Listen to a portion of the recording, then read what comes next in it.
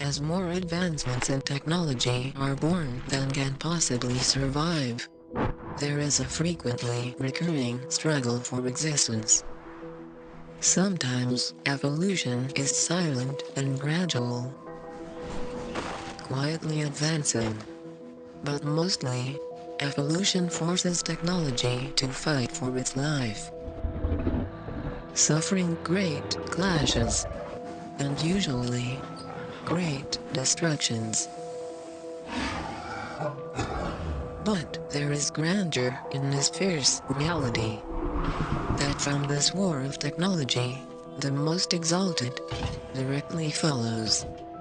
That from so simple a beginning, endless forms, beautiful and wonderful, have been and are being evolved. And we can only come to find that the unfortunate truth of humanity is also the unfortunate truth of technology. That only the strong survive.